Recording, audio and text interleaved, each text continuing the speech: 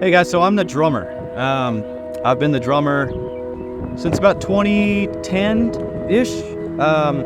There was a short stint with the guys moved to LA, and I decided to stay in Texas.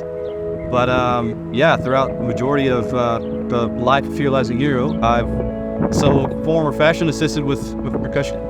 My brother was a drum major in high school, and so I grew up kind of nomadic. I moved around a little bit when we were kids. Mom lived in Louisiana, Dad lived in Texas. And throughout all of our moving back and forth, things like that, I have an older brother who's 4 years older than me, and he was always interested in music. He played acoustic guitar, and just in middle school, high school band, he picked up trumpet one summer. Well, of course, that trumpet got passed down to me. So I actually started off playing trumpet, and I want to say middle school band. And in the midst of that, first, second year in, my brother became the drum major of the high school that we were attending at the time. So my brother was the one who really put musical instruments and music into my life. One day, my brother walked by me, put a pair of sticks in my hand, and it was game over from there. Shortly after I started in Here Lies a Hero, Jaxon Moore turned me on to a whole plethora of music that I'd never heard, because I came from jazz ensemble and a brother who, we grew up in the 90s, so we were listening to Creed, Nickelback and all that, and so I didn't have a whole lot of rock and roll and metal influences at the time. But when I first heard Saosin, their self-titled album, I was sold. And since then, I've actually kind of taken my methodology and like my playing, and I've tried to give it a Saosin twist. Usually whenever I try to write a part, I think, what would Alex do? Alex is their drummer.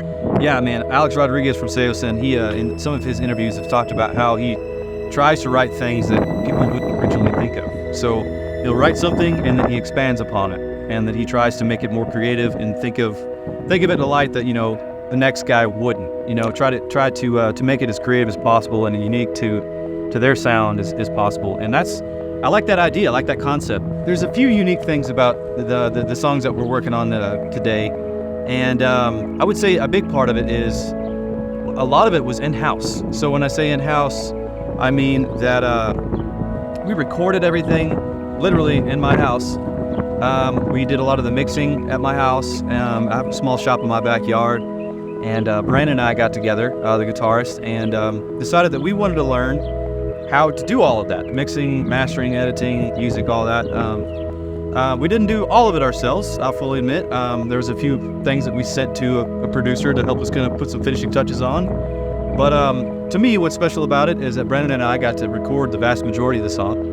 And I got to be the one to track changed vocals, which changed vocals and his lyrical content are some of my favorite that I've ever heard him do up to this point, or write up to this point.